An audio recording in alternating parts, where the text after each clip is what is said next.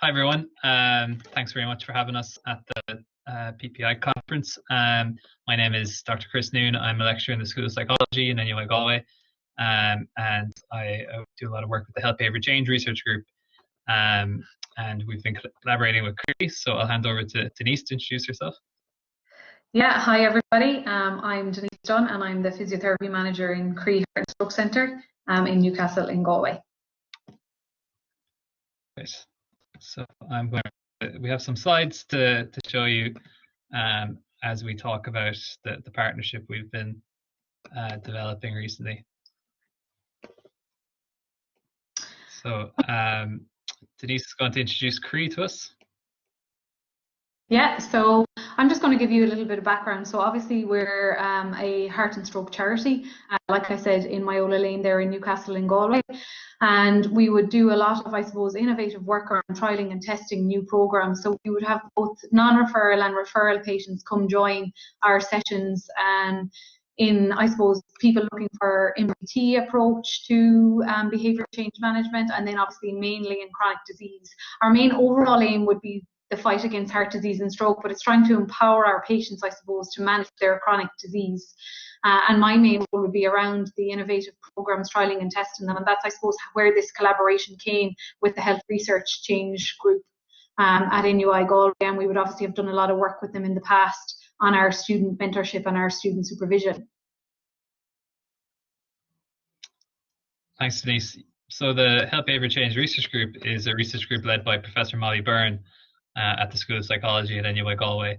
The main aim of the Health Behaviour Change Research Group is to understand more about how changing the way we act and behave can help prevent or manage chronic disease.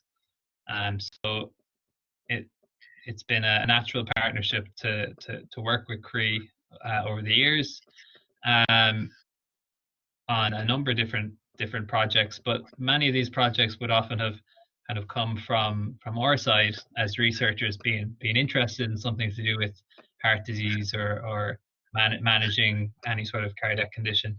And I think what we wanted to do more recently was develop a partnership where Croí had more of a voice in deciding what we focus on and what we did. And that's where the Community Engaged Scholar program came in. So maybe Denise can talk a little bit about the Community Engaged Scholar program. Yeah, so I suppose the premise to this and the history of the collaboration really was around, we had been for probably the last 3 years engaged with the MSc students in health psychology that obviously work with the Health Behaviour Change Research Group, and we had been co-supervising a lot of projects in the area of chronic disease management, and I suppose specifically of late, following on from a lot of the work that both Molly Byrne and Patrick here as our chair have done in the CHARM study. We ourselves in Croí had started a community-based cardiac rehab program, and we're trying to trial and test how it worked in the community. And we utilised a lot of the MSc students on health psychology to get research output from that.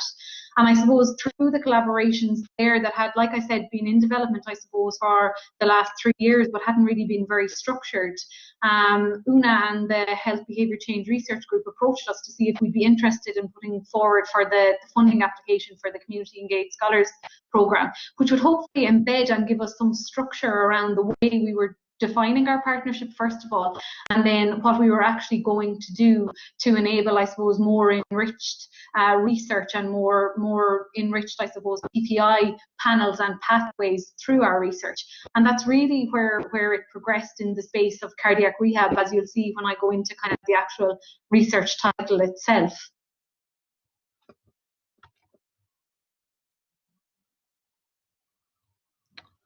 And this is just a kind of a logic model to describe our partnership. Now, it's probably impossible to read in this format, but the point is that we, through the CESP, the Community Engaged Scholar Program, we were facilitated in doing very specific activities that helped us to understand why we wanted to be partners, how we wanted this partnership to work, what kind of activities we wanted to engage in together, and what the the short-term and long-term impacts of those activities would be. So it was a really useful process, that to have that, I suppose, the level of facilitation that we got through the community engaged scholar program, and the kind of materials that we were given to help us have these discussions.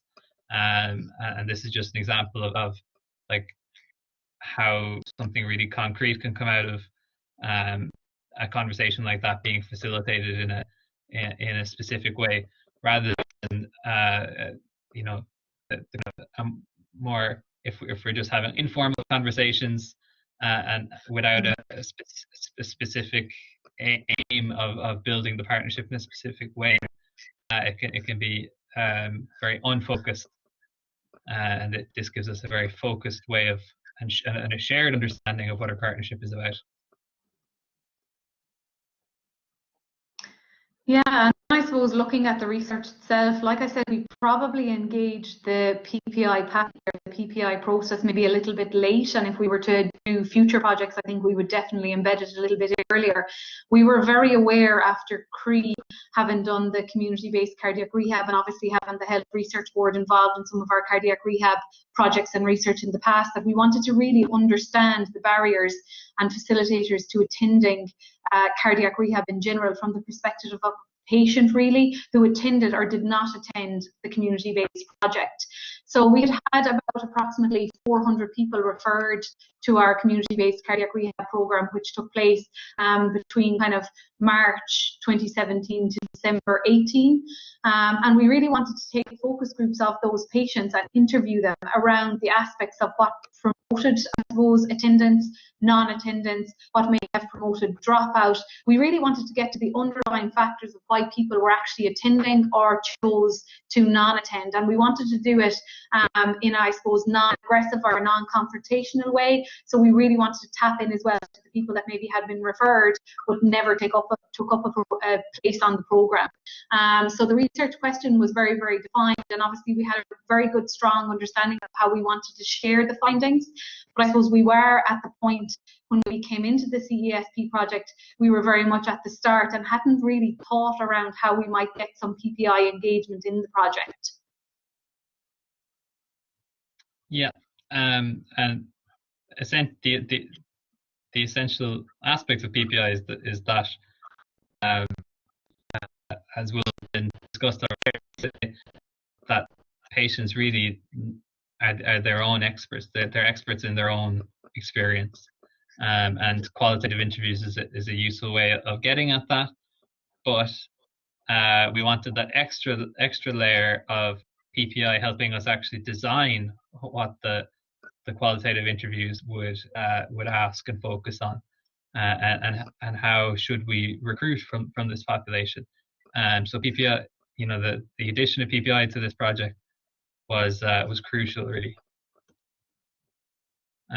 So while the initial kind of development of the question and the partnership development and the funding what kind of came in before PPI,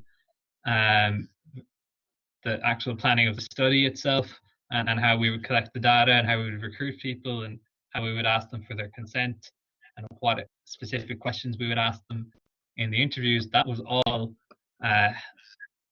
done on a cooperative basis with the members of our PPI panel. So we've now collected some data, and we're hoping to find out what this data means in collaboration with our PPI panel, and to share those findings in the near future.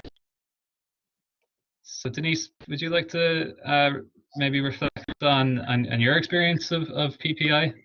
Yeah, so I suppose, like I said, we were the community partner, so we as such were probably viewed as the people who maybe had a slightly greater understanding of PPI, or maybe that's the wrong way to describe it, but we definitely were probably seen as the partner who probably paid more attention to the patients.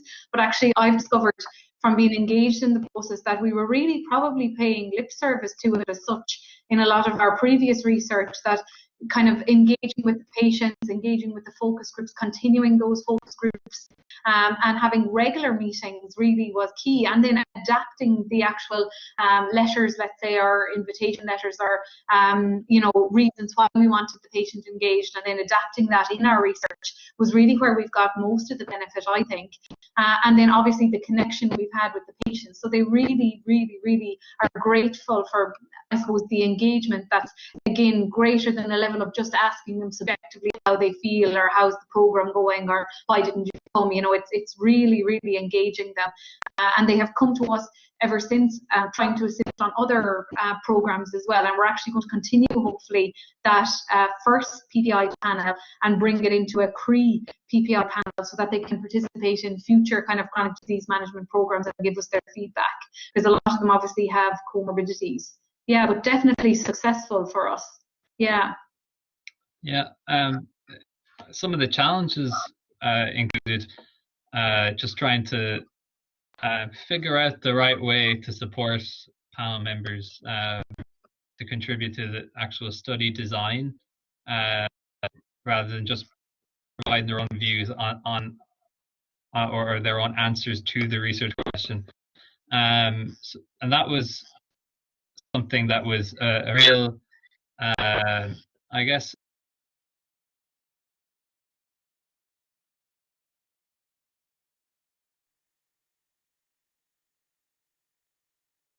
for talking about our objectives. But in the end, we got there. We had to reflect on the methods we were choosing. At the start, we were trying to have like one person chairing a meeting of everybody. We realized that some people were getting lost in the conversation that way, or not being able to contribute as much. And we switched to bringing in more, multiple facilitators and doing small group activities. And that really brought the PPI process to life. Yeah. So I'd just like to show you who we are. Really grateful to Patricia O'Brien, Jacqueline McConnell, David Sweeney, Mary Lillis, Terry Small, Barry Smith, and Nora Keady for their contributions as panel members. At Croí, we're also collaborating with Irene Gibson, who's a colleague of Denise. And then as part of the Health Behavior Change Research Group, it's not just me who's been working on this, but Marcia Carvalho, Aina Kenny, Jenny McSharry, Molly Byrne, and the project has been led on the research side by Noone.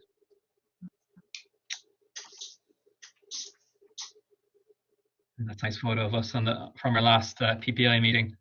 So on behalf of the Health Behavior Change Research Group, I'd like to thank everyone who's organized this conference, and I'd really like to thank again the PPI panel members, and hopefully some of them are tuning in today. We've invited them to. And is there anything else you'd like to add, Denise? No, just I suppose to give everyone, if you're kind of coming to this conference to try and get ideas, but really it's just about, you'll just gain a wealth of information even if you start. I think it's all about trialing and testing and moving with what the PPI panels want you to do. And even in the last, we've probably been at it now for the guts of a year, but just get started, small groups, and it's really positive and enriching from a research and a program point of view. Absolutely. Okay, thank you everyone, and we'd be happy to take any of your questions.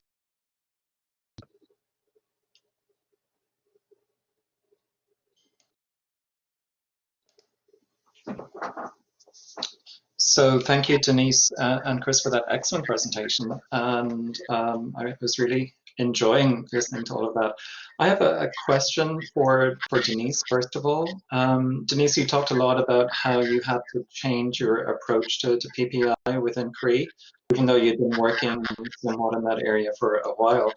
What advice could you give to other organizations that are maybe thinking about doing PPI in different ways in terms of changing the ethos and maybe the approach of the staff members within the organization rather than the way that their PPI contributors might work? Yeah, I think that was our main learning curve, really, Patrick, which it was really interesting. Obviously, we were linked with a partnership that the Health Research Board were seen as the academic and we were the community partner. But for us, it was actually quite difficult because we do a lot of research as well. So we were nearly kind of mixed in the scene. I think it's about really adapting. So the minute the PPI panel gave an idea that, we adapted to it and adapted again, and we kind of set nothing in stone. So it was about just moving, trialing, testing, and being very open. Most of our meetings ended with, even coming down to organising a date. It would be done at that moment in time. If it didn't suit people, we'd change it. Just really engaging them. And I think as well, developing a kind of a PPI community within your organisation is really helpful. Like I said, those people are going to continue now with us, hopefully, for PPI well into the future. And just taking on board suggestions, asking questions. I think being reflective on yourself as a group as well was really helpful for us overall. Mm-hmm. Yeah, absolutely. I think Chris has left us, so I'm going to pop another question towards you here. Sorry, Denise, for putting you on the spot. Of course, yeah. So a difficult question, maybe. What is the one thing you wish you could have done differently? We had brought them in. We had already hypothesized the question. It was very much there by the time we engaged in the PPI. If I was going to do it again, it would definitely to bring in the same structure, but very, very early on. Because we, albeit that we were engaged in PPI with that panel group, we still couldn't really change a lot of the actual hypothesis in the question. So that was one big limitation for us, but I think it was just the nature of the timing. The CESP project had a very short time duration. That'd be the main thing. And then I think potentially linking them in at every stage. So we had assumed maybe that it would be for things like invitation letters or, reviewing materials, but actually the information they gave was just so rich that I think maybe more meetings, but more frequently as well. So that's fantastic, and that's been our learning curve as well. It's about doing PPI right from the beginning and doing it consistently, not just at specific points that we might think it might be appropriate. So, Denise, if you just bear with me for just a moment. I think you've handled that so well that the audience are not actually popping up with any questions yet. So congratulations on that. I think we might say thanks at that point and turn over to the next presentation,